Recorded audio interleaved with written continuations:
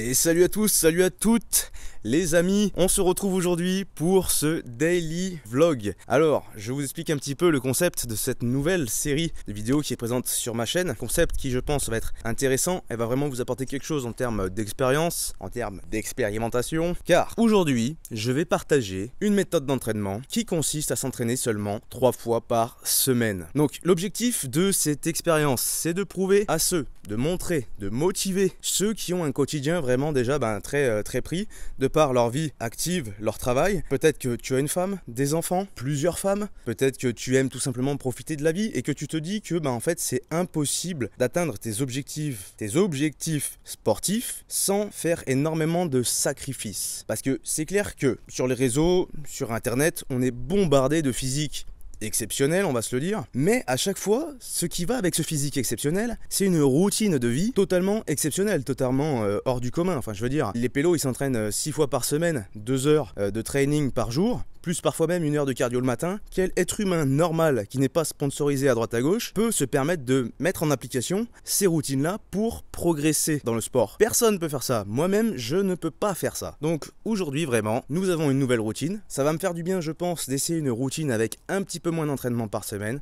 Et je suis sûr qu'on va être surpris, vous et moi, du résultat. Je compte m'entraîner, pour le petit résumé, le lundi, le mercredi et le vendredi. Et point barre, faire des bons entraînements, des beaux entraînements. Vous allez voir que c'est pas parce que je m'entraîne 3 fois par semaine que je vais m'entraîner 5 heures par jour. Et puis voilà, du coup, cette série de vidéos va s'étaler en fait sur 2 semaines. Donc je vais essayer de vous faire un vlog 1 fois par jour pour vous parler de mon ressenti. Aujourd'hui, nous sommes dans le premier vlog. Aujourd'hui, c'est un jour sans entraînement. Je teste ça seulement sur 2 semaines parce que très clairement, vu que je suis très bas en taux de matière grasse, si jamais je prends du lard, ça va se voir très vite. Sachant que vu ma routine d'entraînement également que j'ai eu jusqu'à présent, si je régresse, ça va également se voir. Mais du coup, on va voir s'il faut réellement être super optimal et sacrifier énormément de moments de sa vie pour garder cette condition. Ou est-ce que ce que nous allons essayer là, ça me permet de rester tel que je suis. En étant un ancien gros auparavant, je le rappelle.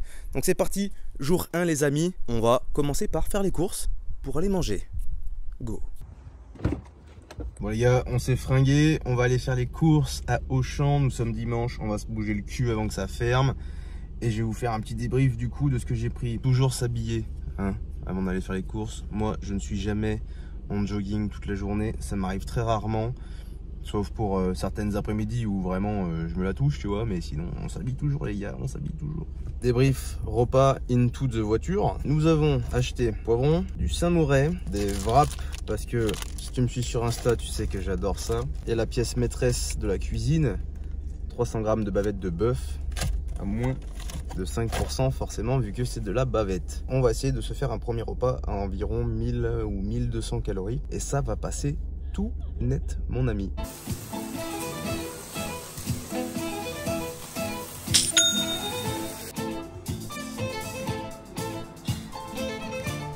Alors je t'avouerai que comme là nous sommes dimanche, j'ai passé plutôt mon après-midi à pioncer. Oui, en plus vu que j'ai encore une grosse sinusite comme je l'ai dit précédemment, clairement il fallait vraiment que je pionce. Alors je me suis mis à dormir jusqu'au repas suivant que tu vas voir de suite mon ami. Mais avant ça, petit curieux, je te rappelle que si tu veux une mâchoire plus carrée, moins de joues et moins de double menton pour avoir une gueule de beau gosse, c'est lien en description sur le site joedesign.fr qui te propose les meilleures gommes d'entraînement pour tes masséters pour avoir des résultats de fou. Et en plus de ça, je t'ai mis un petit code promo parce que ça fait toujours plaisir. Let's go pour le prochain repas. Je suis désolé mais je pense que tu vas être déçu.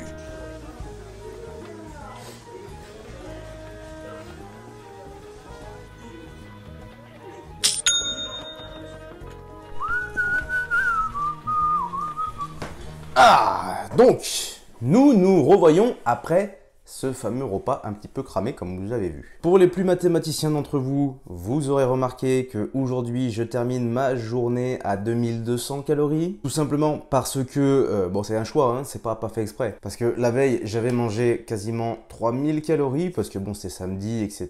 Donc on se fait un petit peu plaisir, tu vois, on voit du monde tout ça. Donc voilà, aujourd'hui seulement 2200 calories environ. Bon vous avez vu la gueule de mes repas, hein, c'est plutôt satisfaisant. En tout cas moi c'est des choses qui plaisent à mes propres goûts. Je ne mange pas tous les les jours comme ça, je ne mange pas tous les jours ces mêmes ingrédients, heureusement, le but c'est de varier, c'est de se faire des petits kiffs, etc. Et puis voilà, pour cette dernière partie de vidéo, car nous sommes sur la dernière partie de la vidéo, nous allons voir ensemble comment on va composer ce fameux programme de 3 séances par semaine. Ces 3 séances, jours glissants, c'est-à-dire qu'en fait, je vais m'entraîner un jour sur 2. Mais en s'entraînant un jour sur 2 sur une semaine de 7 jours, justement, ça équivaut sur une année à s'entraîner en moyenne 3 fois et demi par semaine. Donc c'est bien ce qu'on a dit depuis le début. Et pour vous expliquer, voilà, personnellement je le fais sur des jours glissants parce que je n'ai pas de week-end, je n'ai pas de lundi, mardi, mercredi. Pour moi ça ne compte pas réellement. Le corps n'est pas branché en fait sur une semaine de travail. C'est-à-dire que là nous avons voilà, planifié le lundi, mardi, mercredi, jeudi, vendredi de manière à ce que justement on puisse avoir des éléments de repère pour se développer en fait dans la vie de tous les jours. Mais ton corps lui, le lundi, le vendredi, il en a rien à péter. Donc voilà, ça sera jour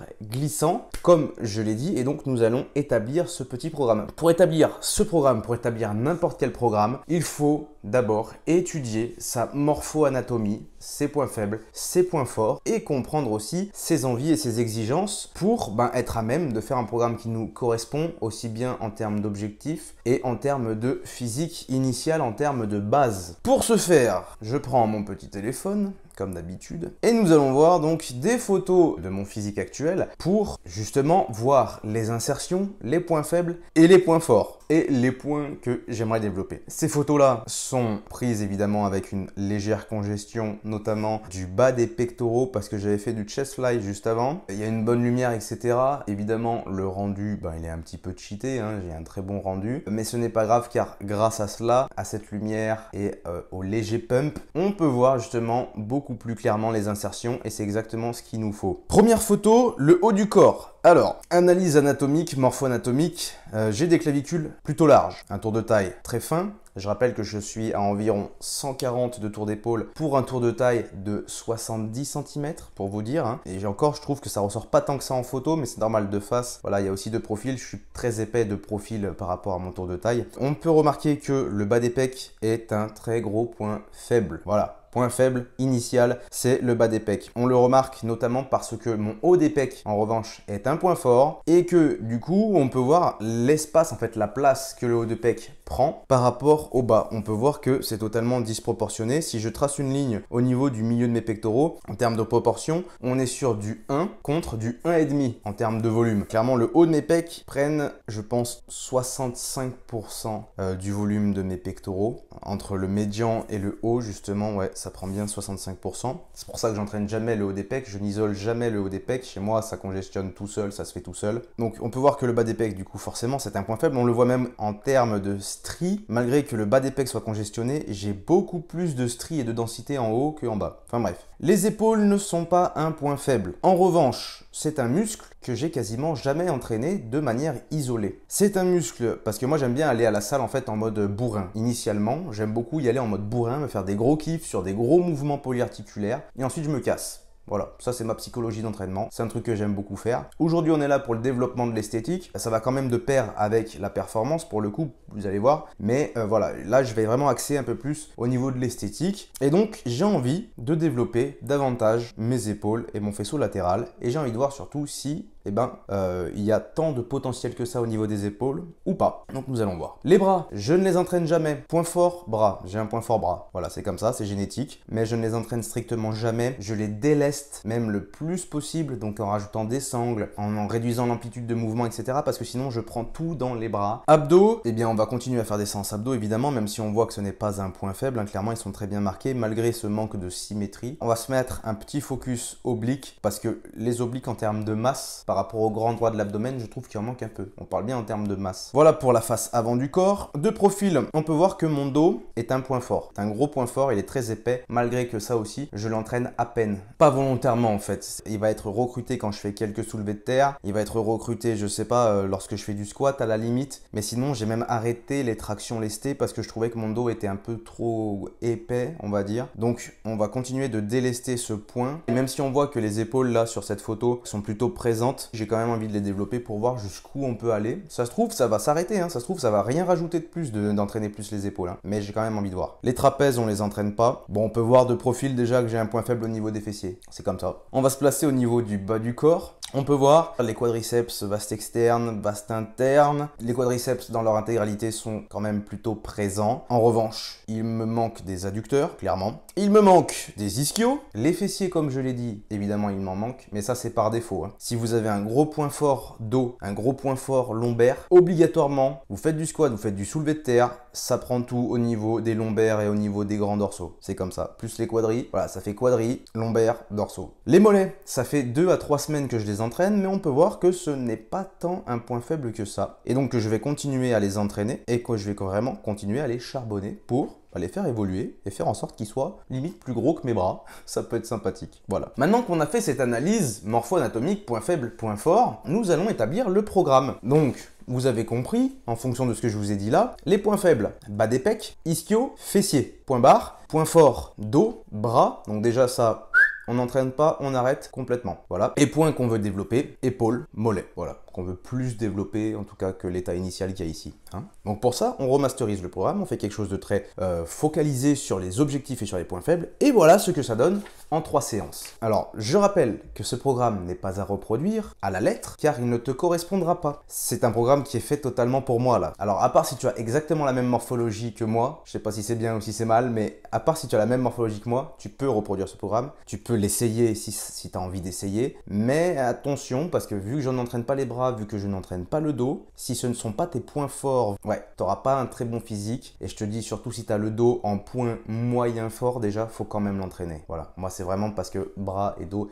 c'est vraiment des points qui restent là, qui se recrutent tout seuls, qui se développent tout seuls, que ça rentre bien dans ta tête. Première séance, cuisses, mollets. Squat, soulevé de terre, mollet en superset avec élévation latérale, buste incliné. Et en dernier, exercice oblique. 4 séries par exercice, 3 minutes 30 de temps de repos, excepté pour mollet, épaule en superset.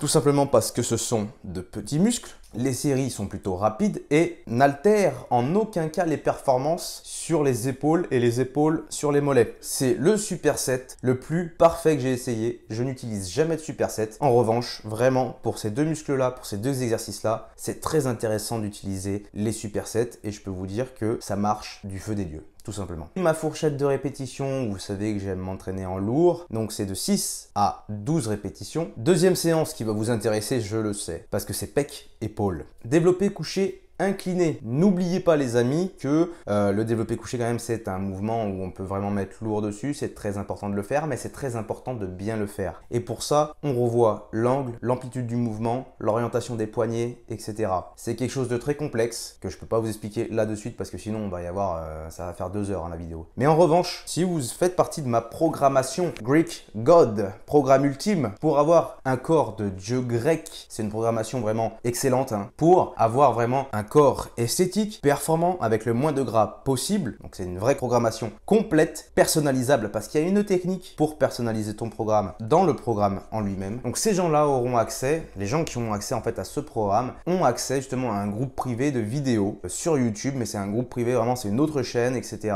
où on a accès uniquement quand on a le programme, pour justement améliorer tout plein de petits points et faire en sorte en fait que ça soit presque un coaching, que je puisse même vous coacher en fait par le biais de ces vidéos-là, qui seront très explicatives, etc.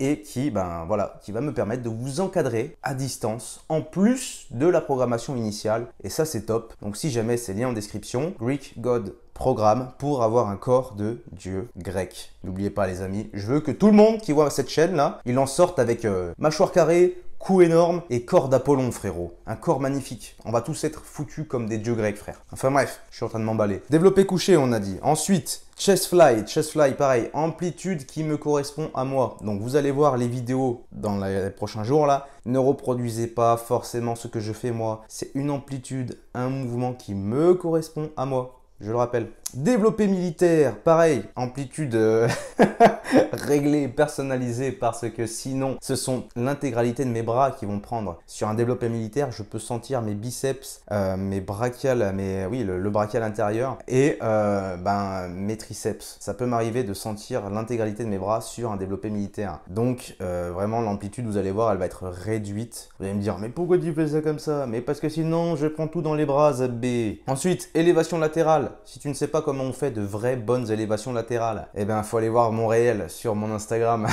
Parce qu'il y a une vidéo très complète à ce sujet. Malgré qu'elle dure 1 minute 30, tu vas comprendre un peu pourquoi en général on a du mal à développer nos épaules. Ensuite, abdos en fin de séance. Troisième séance de ma semaine, encore une séance cuisse avec une petite particularité. Squat, fente comme le premier. Et ensuite, par contre, on a du soulevé de terre spécial pour la ceinture scapulaire. Donc avec les bras plus écartés, qui sera fait sur une amplitude réduite. Pourquoi les bras écartés? Pour désengager les grands dorsaux. Et oui, parce que plus les bras sont proches du corps, plus on engage les grands dorsaux. Là, on va essayer de recruter un peu plus l'arrière d'épaule, les trapèzes supérieurs. Et par ce biais-là, du coup, on va devoir mettre une charge moins lourde, ça c'est évident. Mais du coup, vu que les dorsaux seront moins bien recrutés, la trajectoire qui va être effectuée pour effectuer cet angle de tir, eh bien, ça va être les fessiers. Forcément, dorsaux sont désengagés, donc c'est les fessiers. Je ne sais pas si vous voyez ce que je veux dire, mais voilà. Les fessiers vont prendre forcément le dessus. Ensuite, exercice mollet, qui ne sera pas en superset avec les épaules, vu que les épaules sont préalablement éclataxes grâce à cet exercice. Et ensuite, oblique pour se terminer les abdos. Je rappelle que je voulais prendre de la masse au niveau des obliques, donc